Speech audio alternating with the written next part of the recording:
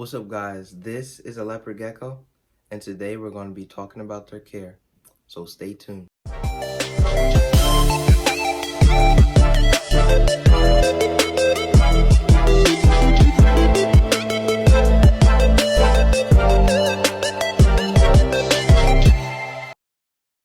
What's up, guys? Welcome back to another episode of King's Kingdom. And today we're going to be talking about leopard gecko care. That is right. And the reason I'm doing this video is because if you follow me on Instagram, you will see that Salt just laid eggs. Well, she didn't lay eggs. She just made it with SpongeBob the other day. So I'm going to be having eggs soon. Not yet. I don't have them yet, but I'm going to be having them soon. And I might give away some. So I just decided I wanted to do a care video on leopard geckos. So this is Popcorn right here, and she's my first ever leopard gecko, and I have a video about her on my YouTube channel. I could put it in the description or put a pop-up on the video. But yep, this is Popcorn, and she's my first ever leopard gecko. And for the care video today, we're going to be talking about 5 different topics. So size, husbandry, maintenance, temperament or handling, and availability. And if I go off topic just a little bit, that's because I'm giving you other tips and tricks on how to take care of your leopard gecko. Alright guys, for the first topic we have size. So size, as you can see, Popcorn is slightly larger than my hand. She's about 8 inches, 8 or 9 inches, and that's kind of in between how big they get for females. They usually stay from 7 to 10 inches, and she's about 8 or 9. But this is a female leopard gecko, so since she's a female, she's going to be smaller than the male. And she is about 58 grams, and that's kind of where they're supposed to be. So the males will be about 60 and up and over. That is for normal leopard geckos. Now giant leopard geckos, they get way bigger than that. They get way more heavier. But for normal leopard geckos, it's just the males will be right above 60, and the females might just be around 45 and 50 grams. And their tail is probably the longest part of them. But when they're babies, they're going to be about the size of the tail, maybe a little bit smaller when they're babies. But when they are 6 months, that's when they are they should be full grown. Sometimes that's when they're full grown, but that is when they mature. Alright, so I got a new gecko, but as I was saying, when they're 6 months, that's the time where they're usually mature. Sometimes for the females, it might take a year for them to be full grown and mature and ready to breed. But 6 months is usually where it starts, and that's where you could start breeding your leopard gecko for the males. For the females, I would say maybe a year or 2. But yeah, they grow really fast, and they don't stay small forever, but they also are a nice size. And for kids, you have to be a little bit more careful when they're babies. But when they are older, you don't have to be that much careful. But they're usually very easy to tame, and only had one of my leopard geckos bite me, and that was SpongeBob.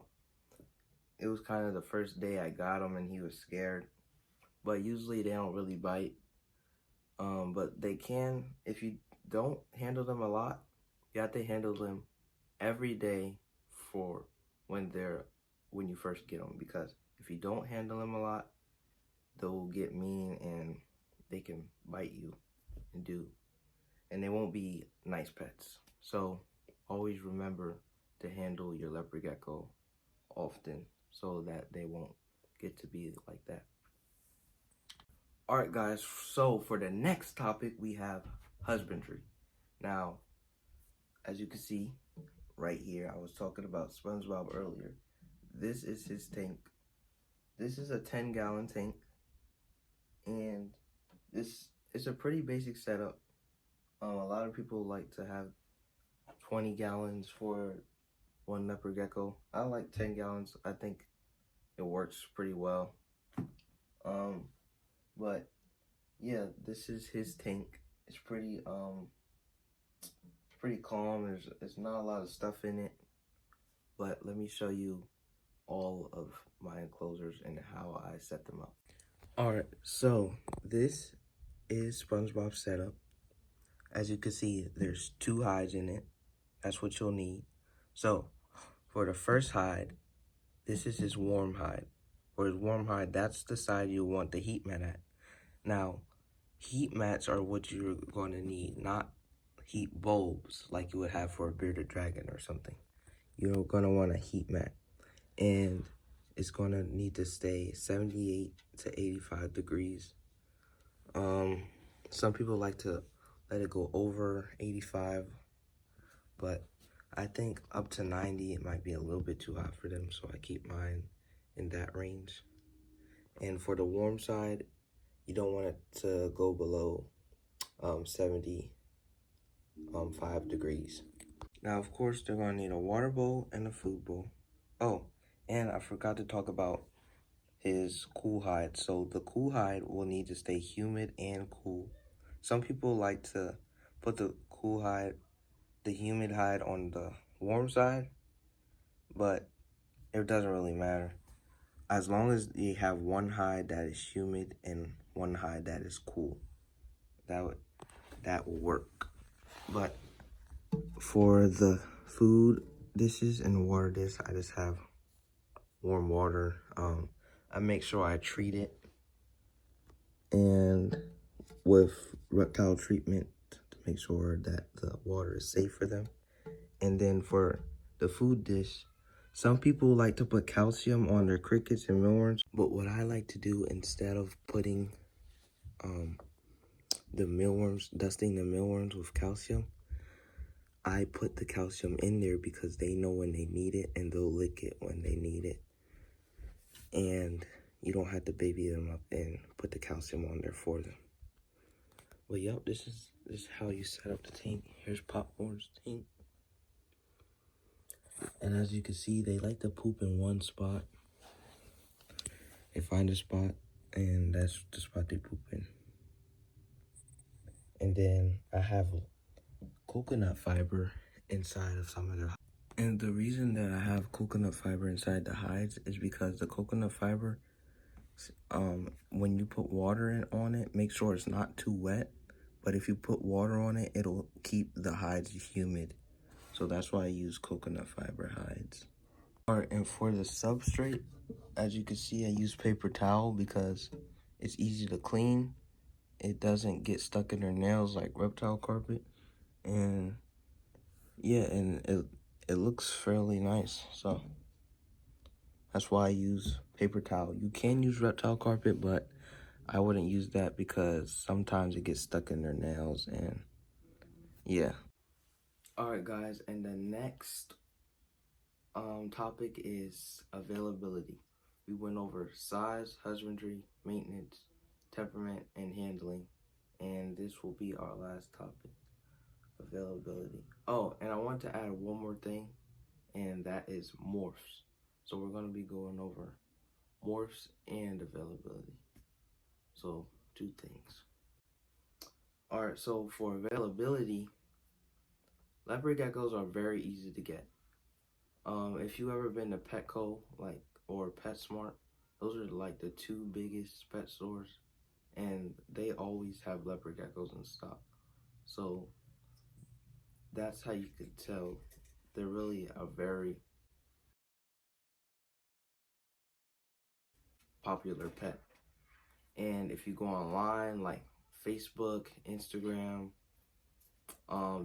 if you just look it up on Google, there's plenty of websites where people sell leopard geckos.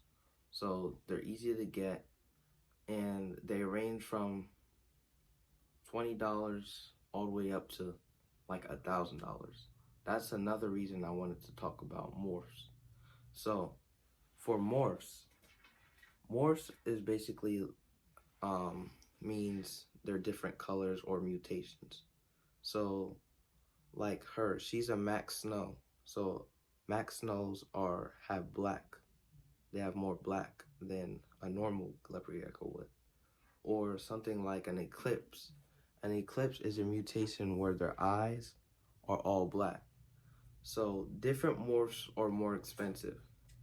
So like, of course, a normal leopard gecko is going to range from $20 to $30, and then something like a black knight will be like range from maybe like $600 to $1,000.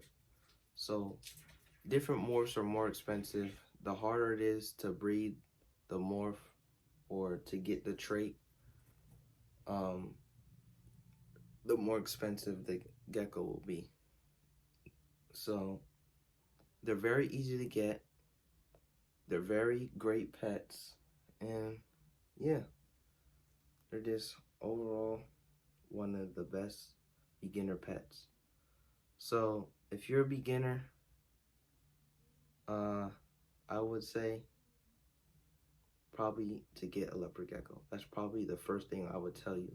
If you came to me and asked me, what should my first pet be, or what should my first pet reptile be, I would say a leopard gecko. But there's tons of other geckos and lizards and snakes, tons of other reptiles that could be beginner pets. But leopard gecko was the topic for today. So if you like this video, make sure to comment and subscribe and like, and hit the post notification bell because it notifies you when I post another video. So don't forget to subscribe, and thanks for watching. Peace.